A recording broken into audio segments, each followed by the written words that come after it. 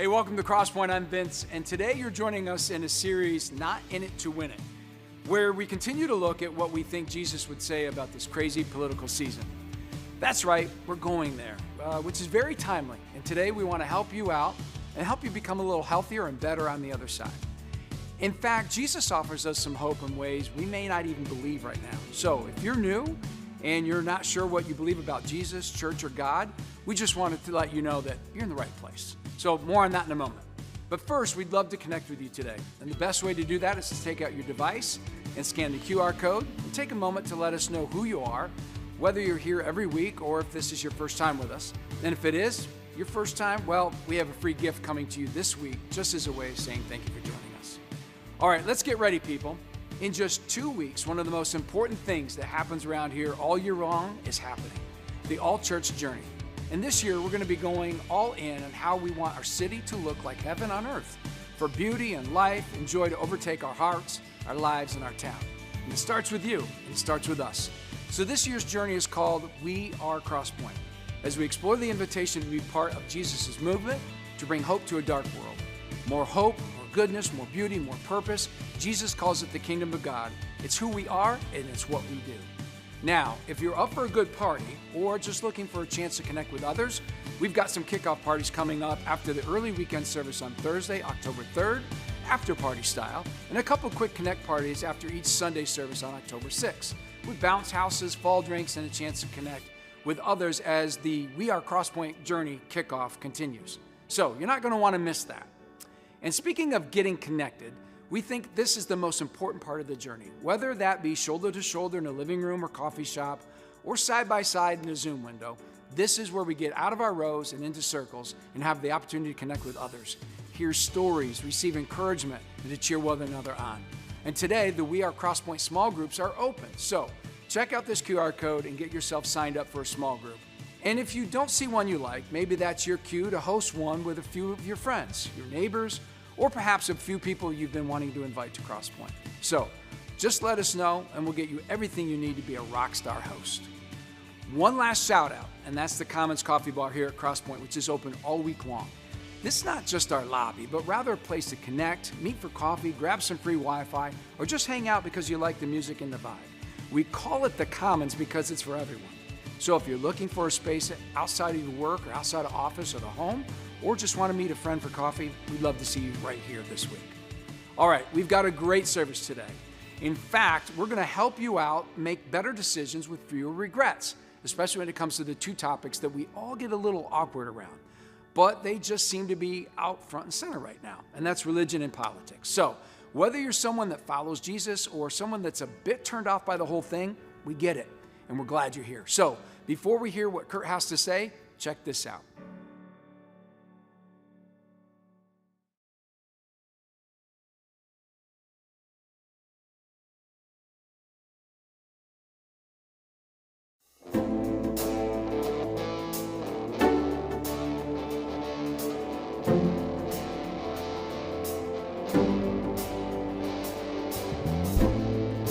Is it getting better? Do you feel the same? Will it make it easier on you now? You've got someone to blame. Yeah, say one love, one life, it's one need. One love, it's a sharing, leaves you, baby, if you don't care for it.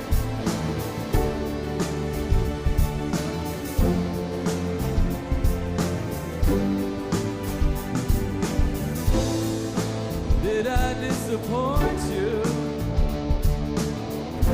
Leave a bad taste in your mouth. You act like you never had love.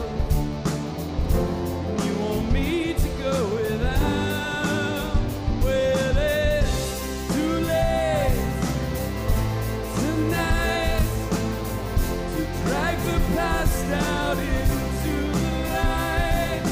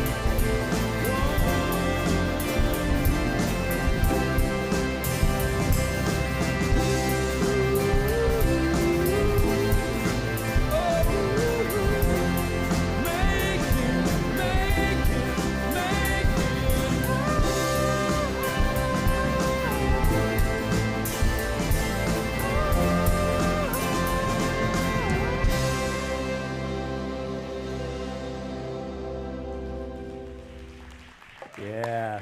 I tell you what, if we could just do that, imagine what kind of country we could be. I mean, just imagine what kind of country we could be.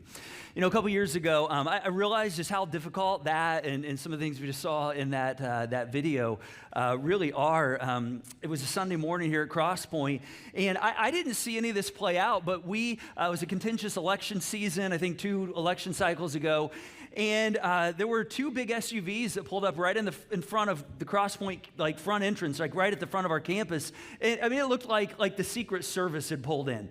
And kind of decked out on each side of these black SUVs were these like red flags that said "Make America Great."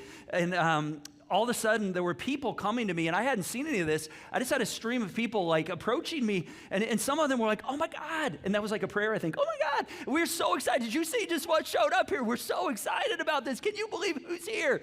And I had no idea what they were talking about. And then I turned around, and somebody else was coming up to me. They're like, "Oh my God, what in the world is going on here? Like, I just don't know that I can deal with this." And it was in that moment I began to realize, oh, we're all talking about the same thing going on right here. And it just kind of became evident, and it's something that I think we all kind of know and is front and center for us right now, and that's we don't see eye to eye politically. I mean, even within the church, we don't see eye to eye politically. And so if you're uncomfortable with that, I just want you to know you're in the right place. All right, because today my hope is that we can kind of get comfortable with that because there's a lot at stake. So we're going to dig into that today. So welcome to Crosspoint. Man, it's so good to see you all across our platforms, in the room, online. Let's make some noise for those joining us online this weekend. So excited to have you join us across our city, our state, even our nation and our world. And we're in part 2 of this series, Not In It to Win It.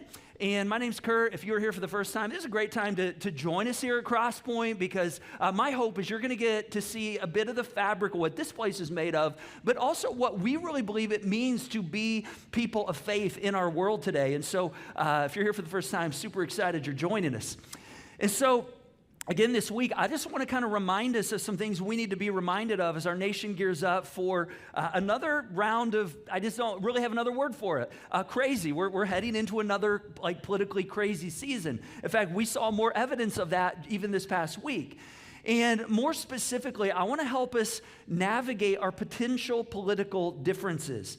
And remind us of what it is. What does the way of Jesus look like? And what are the things Jesus calls us to? And so, we're here to help. I mean, really, we hope this is helpful. We hope this allows you to kind of navigate and put some guardrails around things. My hope is this brings some peace to you. And perhaps even, bring some like nourishment to your soul. And at the same time, when we come out on the other side, that we're healthier and we're more whole on the other side of this at the end. Because as I shared last week, this is a narrative that I think we just, it's so present in front of us. And I'd read a book a couple years ago that really just spoke to me. And it's kind of the basis of this series. It's called, the same name as the series, Not In It to Win It, by Andy Stanley. And if you're interested in kind of, reading more about, just what this whole idea is, these are available at Connection Point. You can get them in your favorite bookstores. And so when I read this book, I just thought, man, this is a message that those of us who are followers of Jesus, trying to understand what it means to follow Jesus, this is something we all need to be brought into. And, the reality is political polarization is just a part of our in our American landscape. I mean, it's been there for, decades, maybe even more contentious over the last, decade or so. But I think what's disturbing to me, and this is just kind of my opinion, and then we'll get beyond my opinion because I know, that's really what you came to hear. And so, not my opinion, but, I think in my opinion, churches and church leaders, it just began to become unsettling when they began to take their cues, from the political fear that is just cast all over as we go through these cycles.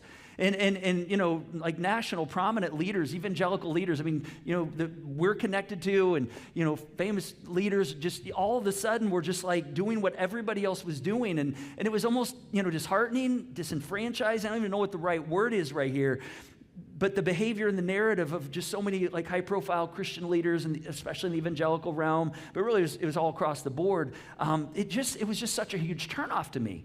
And it wasn't just to me, as I was talking to my friends and, my neighbors and so on that are really not people of faith, but they're looking in, they're watching. It was a huge turnoff to them.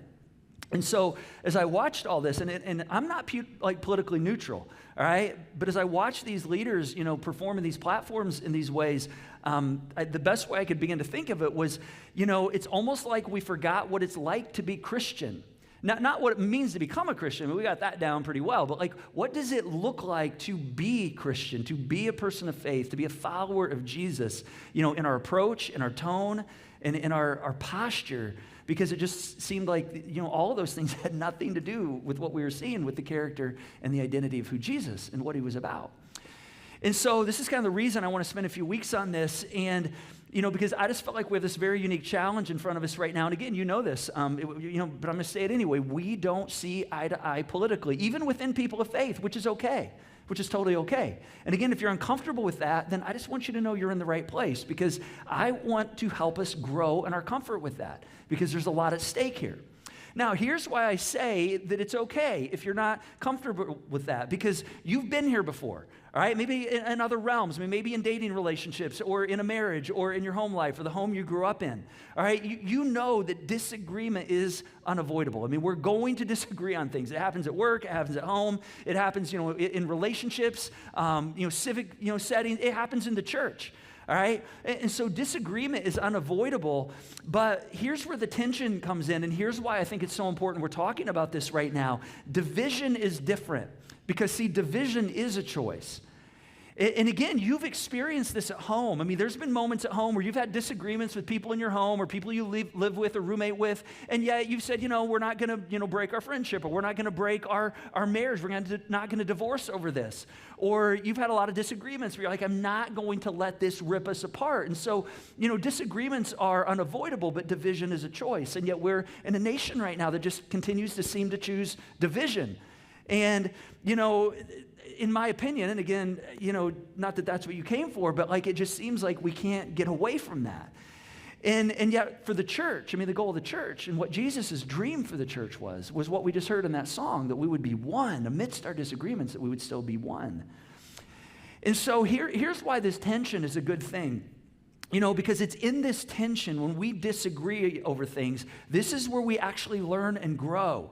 All right, it's in this tension oftentimes that we say things. We go, oh, wow, that's just the way I've always thought. Or, wow, okay, that's just what I was raised to believe. Or, wow, I was just always told that people like you. And so whenever you have those, oh, wow moments, see, that's a moment where you can actually learn and grow and say, okay, what about my attitude or my perspective perhaps do I need to change? Now, that doesn't necessarily mean you're going to change your political, opinions, right? That'd be a massive transformation. All right, I don't know that we're going to quite go that far, but my hope is you might, see things differently, but we begin to realize, wow, maybe I don't have it all buttoned up the way I thought I did. And one of the things we like as humans is we want to have a buttoned up worldview. We want to know that the world works exactly the way we think it works, and the things I believe are exactly the way I believe.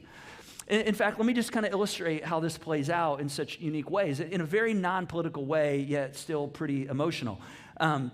Whenever I do, a wedding for a couple, one of the things I'll have them do is do some premarital counseling with a trained, family systems therapist.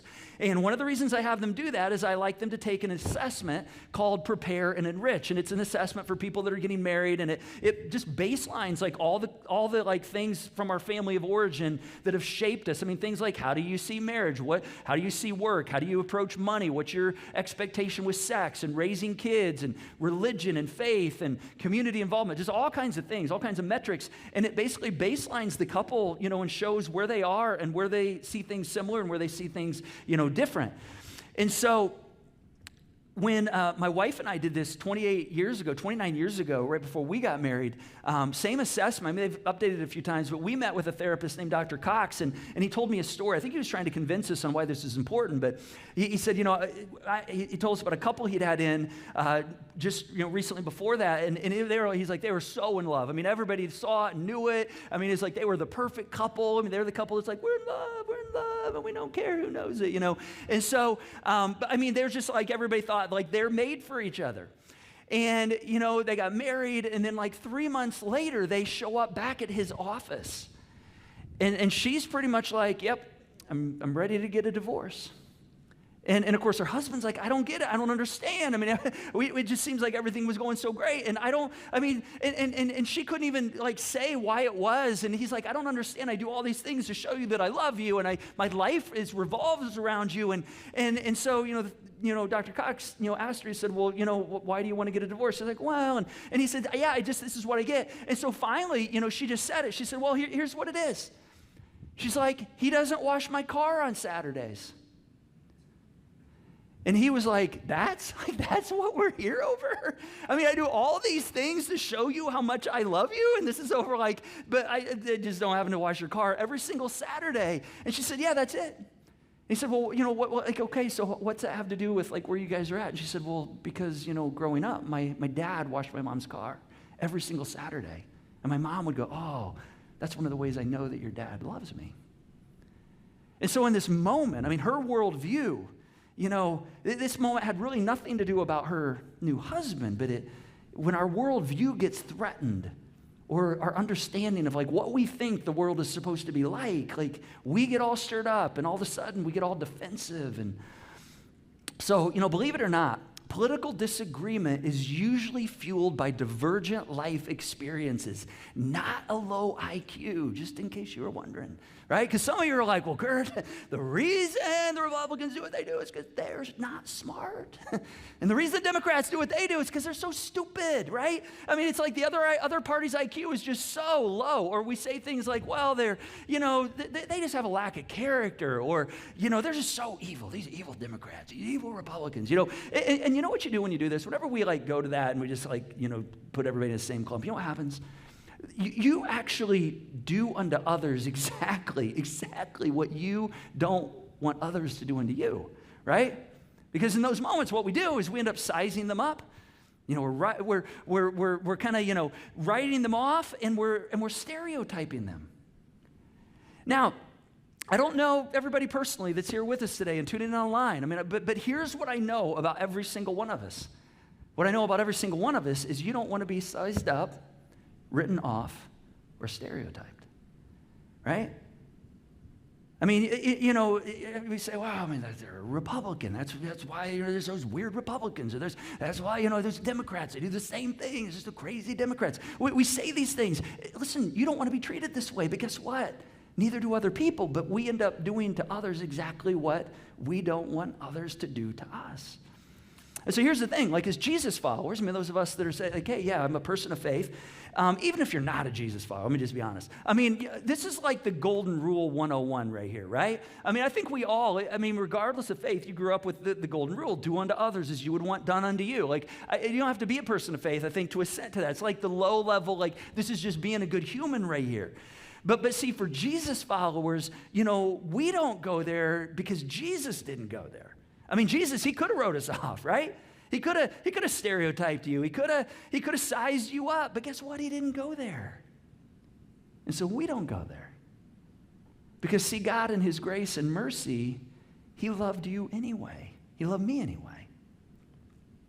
Now, if you're not a Christian, if you're not a person of faith, have at it, man. You can, none of this applies to you, right? You can demonize people, criticize people, make fun of people. I mean, all you want. I don't recommend it. I'm gonna be honest. I think your life would be better if you, treat others the way you want to be treated. But you're not necessarily under this. But for those of us that would say, no, I'm somebody who aligns with Jesus.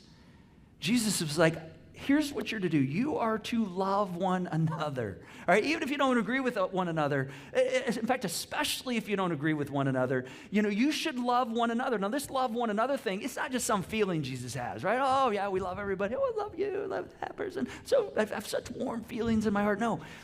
Read the authorized biographies of Jesus' life, the Gospels, Matthew, Mark, Luke, John. Jesus' love was very active. It was very external. I mean, it leans in. It doesn't push away. I mean, he's always like, you don't have to necessarily agree with someone to love someone. Because after all, that's what I did for you. And so we can actually disagree politically, and yet we can still love compassionately, right? Somebody like, Curt, I don't know. I can, if somebody doesn't like the Colts, I can get by with that, right? If you live in Indianapolis and you're not a race fan, we might live with you for a while, right? But like, seriously, politically, and see, this goes back to what we talked about last week, which we'll get to in just a moment, the law of Christ. All right, Jesus said, hey, I want to give you a pathway. I want to give you a way. I want to give you some guardrails. And it wasn't like, hey, here's 10 new rules. All right, they'd already done that. I mean, the Old Testament had 613, 617 laws. I mean, Jesus wasn't bringing that. What Jesus did in this moment is he reduced all of life. I mean, literally. He reduced all of life into one transgenerational, transcultural, relevant command that has the potential to change everything. He said, I want you to love one another as I've loved you. So you must love one another. In other words, Jesus has modeled for us one another love and what it looks like. Now, this was to his team and the guys in the room at that moment. I mean, you can check this out for yourself, John 13. The guys in the room, they had so many differences. All right, he says, yeah, this is just what I'm calling you to do. He's like, I don't want you to do love the way you've seen it happen. I don't want you to do love the way your family's modeled it for you. I don't even want you to do love the way you're comfortable with doing love. He says, no, I want you to do it the way I've done it for you. I tell you, this is one of the reasons I'm really excited about the all-church journey coming up. You guys excited about the all-church journey coming up? Come on. It's going to be one of the best things that happens all year, as Vince said. Next week, we're ramping you up, and then we're going to do 7 weeks. We're going to do 7 weeks on what does it mean to not only allow the kingdom of God to continue to grow in us, but it starts in us and it goes to others. And this is really who we are at Crosspoint. I mean, it's in us, it goes through us. It's why we're here. We're here to bring more beauty, more love, more goodness to our community. And we believe when those things begin to get elevated, guess what? Everybody wins. Everybody wins. So I hope you're planning now for how you can be a part of the next 8 weeks. And if you're not in a small group or haven't been in one, man, I really hope you'll give it a shot. In fact, registrations are open. You can sign up today. And if as you've already heard, if you don't see a group that you're like, man, none of these fit for me, that just might be your cue to say, hey, maybe I need to start one myself. Maybe I need to get a few of my friends together. Let us know. We will give you the resources so you can do that. And I'm guaranteeing you, there's going to be some really, really cool things God's going to do over these next few weeks as we journey together. Say, okay, what does it mean to be and bring more of God's goodness into our world? So Jesus says, I just want you to do for each other what I've done. And then here's what he says to them, about to do. See, they hadn't seen anything yet. I mean, this is right before he goes to the cross. That's where he's saying, hey, I know it's hard for you guys to understand, but I'm about to do something that's not only going to take your breath away, but it's going to take your excuses away and it's going to take your sin away. Meaning the thing that Jesus goes to do over the next couple of days, we're still talking about today. And the reason is because he showed love in spite of this reality that many of those following him, they were still wrong on a lot of things. All right, there were still a lot of things in their life. He was showing us that God loves us even in spite as we continue to be wrong about things. And see, here's the crazy thing. Here's what kind of levels the playing field right here. See, God loved you. Think about this. God loved you when you were wrong about him. I mean, before you ever turned an eye to God, before whatever that moment was, before you even gave any attention to God, guess what? He loved you. And he says, hey, I just want you to do that. I want you to do that for everyone else. He says, God loves you. And this is even more amazing. And I hope you don't get offended by this. Maybe a little ruffled under the feathers, but not offended, all right? Get this. God loves you in spite of your misinformed, experience-based, evolving views, even politically. To which I know some of us go, oh, what do you mean, Curt? I don't have any evolving views. Sure you do. Everybody has evolving views. Your views today aren't the same that you had when you were 16, right? And the views you had at 16 aren't the same that you had at 21, unless you're 21 right now, and then you've got it all figured out. And you're like, man, everything is perfect. I know exactly the way the world works, right? And then you get to 31. You're like, oh, yeah, there's a major outages back there. And then you get to like 51. You're like, wow, I am so embarrassed. You ever have those moments where you look back if you're like 50 or older, and you're like, wow, I'm so embarrassed. This is how I did this, and this is what I thought. You know what that's called? That's called growing up right there. That's called maturing. That's what that is right there. All right, so back to Jesus' point right here. God loves you in spite of your misinformed, experience-based, evolving views. And what he's inviting you and I to do and into, and he more instructs than invites, is he says, no, I just want you to love one another in spite of them being misinformed. And I know the argument. We go, yeah, but she's so wrong. And Jesus says, yeah, I get that, but I want you to love her anyway. Yeah, but like she's wrong. I mean, I'm right. What I'm standing on is right. And it's like Jesus would say, yeah, but is that the litmus test for love? That you only get love when you're right? To which we go, okay, well, I guess not. Okay, well, I want you to love her anyway. Yeah, but her whole posture is based on her experience. I mean, that's different than my experience, all right? I mean, she's not grounded on anything. He's not grounded on anything except his personal experience. To which I think God would say, yeah, I hate to tell you, but so is yours. I mean, your worldview is based on your experience. How about we just do for others what you would want done for you? And this is the more important part. This isn't just like about playing nice right here, all right? This is bigger than that. This is mission critical. This is strategic. This is way more important than just being nice, because see, at the end of Jesus' ministry, right before he's arrested, right before he's crucified, I mean, he puts it out there. I mean, he says it. He says, hey, I've given you one thing. Here's what I want you to do. He's like, everybody look up here. I want to see everybody's eyes. He's like, I want you to love one another as I have loved you, so you are to love one another. And then he says, by this unique brand that stands out among what everybody else is doing, by this, everyone's going to know that you are my followers. Everyone's going to know that you're my disciple. If you not vote the same way, if you not get baptized the same way, he says, no, if you love, if you treat one another the way I've treated you.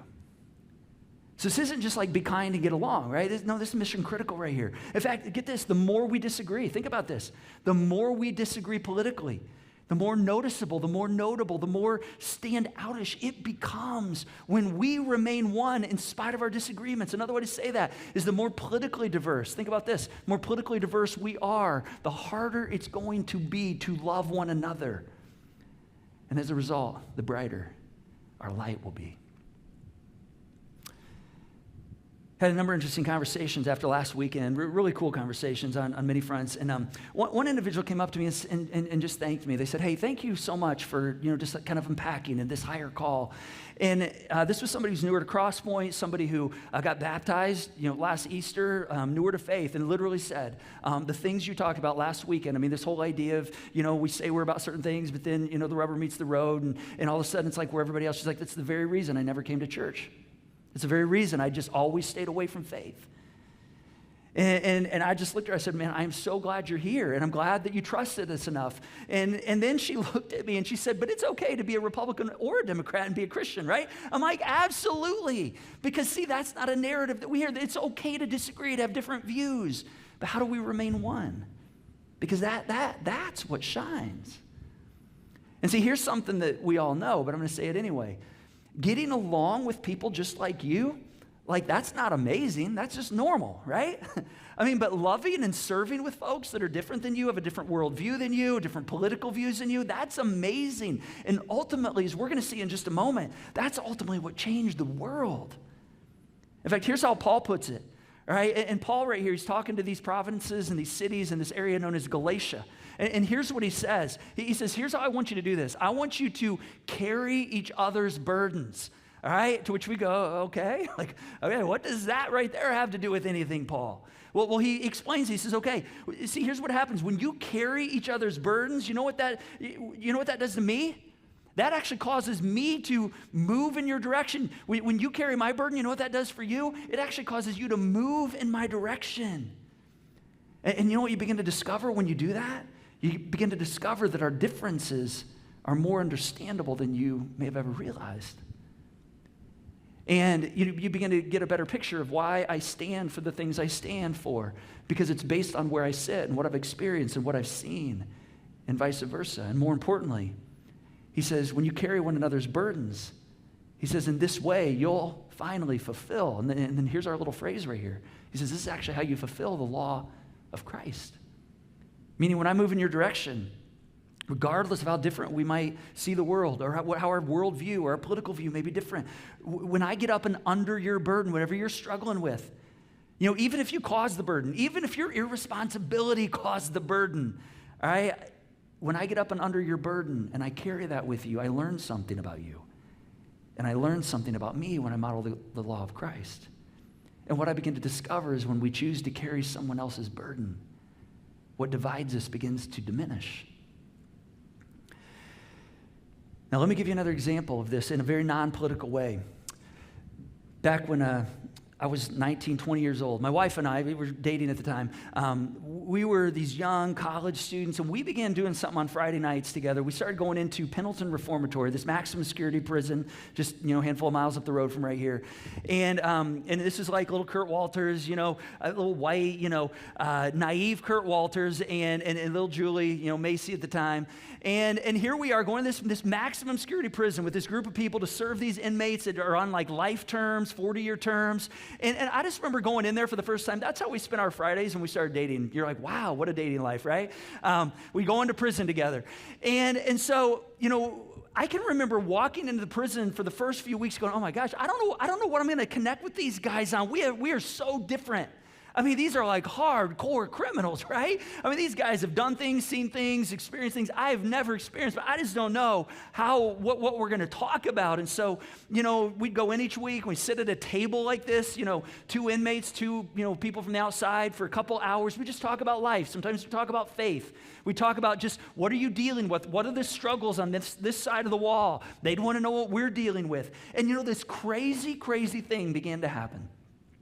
After a year or so of that, when I began to leave that prison and that prison door would clank behind me and I'm walking out, back into freedom and those guys are walking back into a cell, you know what I began to think about every time I walked through that gate? I began to say this. I began to go, oh my gosh, by the grace of God, there go I. Because I began to realize, wow, man, these guys never planned to be on this side of the wall. There's certain things that happen, certain circumstances that happen, but what I begin to see is that when we choose to carry one another's burdens, all of a sudden what we think divides us actually diminishes. And what begins to happen is what unites us surfaces. See, when we have these, oh, wow, moments, whenever you're stuck in the cul-de-sac of going, which we've all said this, I just don't understand how anybody could think that way. I just don't understand how anybody could vote that way. I don't understand how anybody could believe that way. The moment you begin to find yourself thinking that, you just answered your own question. You don't understand. I don't understand. There's something I don't know. There's something I don't understand about where they sit and why they see the world that they see and why they act the way they do and why they believe what they do. See, this is a learning moment and it's awkward. And it's messy, but this is what grows us, and this is what makes us stronger. And let me tell you, this is actually how the church began in the first century. And this is how the world changed. Listen, there's no way to exaggerate this picture right here of how disturbing these words were from the Apostle Paul. All right, here's what he says. This is what changed the world. All right, and this is what you and I are invited into right here. And this is how we make the world a better place. And this is how we make our country a better place. Here's what Paul said. He said, there's neither Jew nor Gentile. He's like, all right, Paul, let's stop right there. What do you mean there's no Jew or Gentile? Now, for us, we don't fully understand this. But to people in the first century, like, what do you mean there's no Jew or Gentile? Jews are people that are God's chosen people, religious people. Gentiles are people that are not a part of a spiritual family, very non-religious. The gap was so wide in the first century. In fact, this right here almost destroyed the church right out of the box. All right, the gap was so wide culturally, morally. One group was like, these people are so immoral, and the other group was like, these people are so judgmental. The gap was so wide, it required extraordinary patience and extraordinary compromise and extraordinary grace. For these two sides to come together and to be a part of the same group known as the church. 20 years, get this, 20 years after the resurrection of Jesus, they're still trying to work this out. But see, the reason they didn't give up was because they believed, but they also had seen with their eyes that God had done something in the world and for the world. And that the church was to be the message bearer. And so they didn't want this thing between them to get in the way. But I'm telling you, the differences were so vast. And so Paul says there's neither Jew nor Gentile. neither slave nor free. And they're like, all right, time out, Paul. What are you talking about? Neither slave nor free. All right, Paul, come on. Everybody knows there's an enormous distinction between slave and free. Come on, everybody knows this. I mean, people certainly in that day knew this. We know this today, right? Paul, okay, there's no slave or free. Paul, are you saying that God values the owner as much as he does the owned? Paul, are you saying that God gives the same amount of dignity to the owner as he does to the owned? Paul, are you saying that there's no difference? Are you saying that God doesn't play favorites right here? Paul, and understand this is in a time when slavery was rampant, and it wasn't, ethnic slavery like we have. It was like poor slavery, like I can't provide for myself, I have to rent myself out. Paul, if this ever catches on, this is going to be the end of slavery. And it actually was the seed that eventually took off. I mean, way too late. I mean, we were way too late on this game. But the seeds that eventually bore the fruit that undermined slavery all over the world, they're sown by Christians. They're sown by Jesus followers, by Christian missionaries. I mean, just as we saw in that video a few minutes ago, I mean, everywhere, in the world where people were hurting and care was brought, hospitals created, it was Christians. Where there were people that were like, hey, we want to grow to new levels. Christians bringing education. Anywhere in the world where the church is strong, think about this today, slavery is illegal. Right? Wherever the church is strong, people are better off. Not because the government made it that way. It's not coincidental. It's not accidental either. I mean, the liberating gospel of Jesus has huge implications culturally. But they don't get voted in. They get raised up and lived out by those who are saying, this is what it looks like for me to follow Jesus. Because it's true. We say this all the time around here. Following Jesus, it makes you better at life, and it makes life better. And you know what it does? It makes the world better too. Now, I don't have to tell you this, but this is so fascinating to me. As we think about where we are in our world, in our community right now, listen, the nature of our community all around us, the demographics of our community, the socioeconomic chasms of our community, we run the risk of being divided on a wide range of issues. And here's the thing, you may never fully understand why somebody who calls himself a Christian could possibly see something a certain way or believe a certain way, and they may never understand why you see things a certain way and why you believe a certain way, all right, whether you're for it or against it, meaning they may never change their view. You may never change your view, all right, but this is what makes it messy and hard.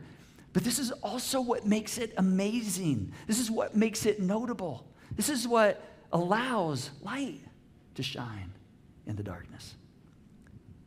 In fact, here's actually what Jesus said about that. He said, if you greet only your own people, all right, now don't raise your hand or anything, but just think to yourself, who's your people? I mean, we all have a people, right? Everybody's got a people, all right? So let me tell you about my people. My people, I mean, they're comfortable. They're people like me. I mean, if I just sit down and relax with people just like me, if Julie and I, all we did was spend time hanging out with people like us, it'd just be easy. See, I think Jesus, when he sees this, he's like, come on, hang on, time out for just a moment, all right? If this whole thing's just about you being with people just like you and being with your people, I don't know that I would have ever put my feet on your messy planet, all right? I just don't, that's not the reason that he came. Now, he didn't really say it that way. That's Curt Walters' paraphrase, all right? But what he does say is if you only greet your own people, all right, what are you doing more? Think about this. What are you doing more than others? Don't even the pagans do that? Don't even the people who don't have a spiritual family? I mean, they do that. He's like, come on, I want you to be different. I want you to be with people that aren't like you. I want you to embrace them, understand them, come alongside, carry their burdens, get to know them. Over time, they may become your people. All right, they may be better people than your people. You just don't know that because you've not spent any time with them. This is here, right here, how our nation got so divided. Because everybody ran to their own buckets, their own people, out of fear. So let's not do that. It never works. Let's do what the early church did. It worked. It changed the world. Slave, free, male, female, Jew, Gentile, Democrat, Republican, love. Not as I want to be treated, but as Jesus loved me. And listen, you and I have an unprecedented opportunity right here. Listen, let's be kind, all right? But also unwilling to call out the unkindness from within our own people. Let's be honest, but also willing to call out the dishonesty, with our party of choice and those who, undermine people's dignity. Let's live and love and lead in a certain way. Let's let the local ecclesia, the church of Jesus, be a place that's for everyone. And let's do what's just, not just what we can justify. And let's do what's responsible, not just what we can, get away with. Let's be others focused, not just, hey, what's in it for me and what's best for me. Let's not settle as just law-abiding citizens, or hey, let's have some patriotic Americans. No, his calling's higher than that. He says, I want you to be Jesus followers. Let's, right here, do everything without grumbling or arguing. So that you, look at this, so you can become blameless and pure children of God without fault in this warped, crooked, messed up world. And he said, man, when you do this, I'm telling you, it's going to be such a contrast, and then you will shine like stars. You will shine among them like stars in the sky. I mean, just imagine what a people we could be. Imagine what a country we could be if we just did that. So let's do this. Let's be amazing. That's one of our next steps this weekend.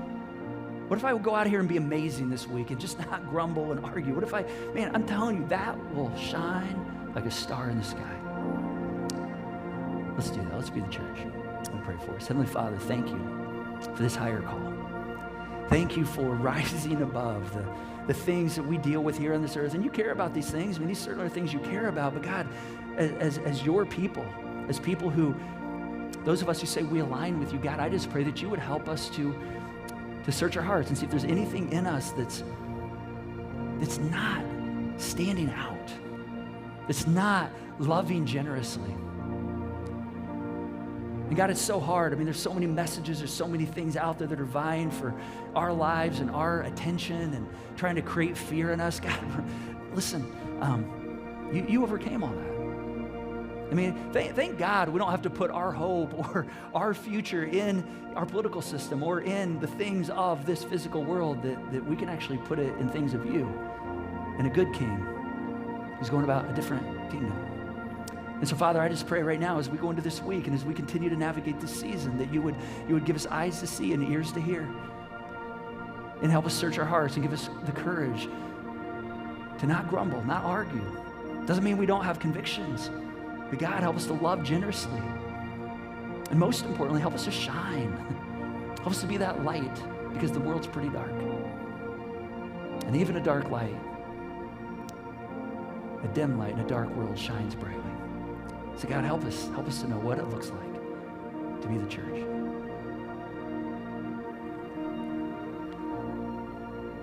Look at the stars, look how they shine for you, and all the things you do.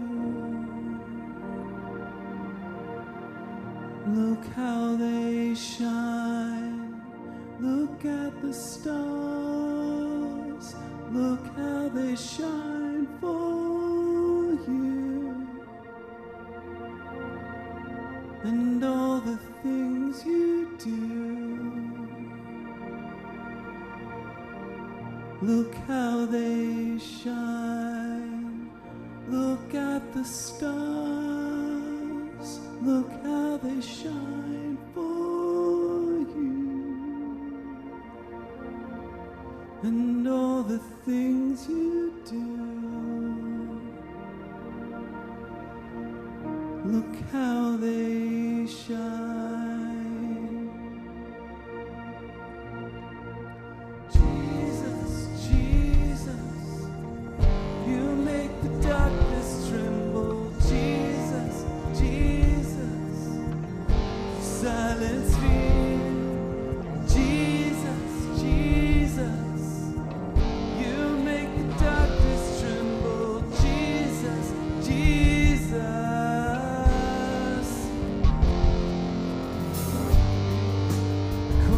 Bones to live, call these lungs to sing once again. I will praise Jesus, Jesus. You make the darkness tremble. Jesus, Jesus, silence fear. Jesus, Jesus.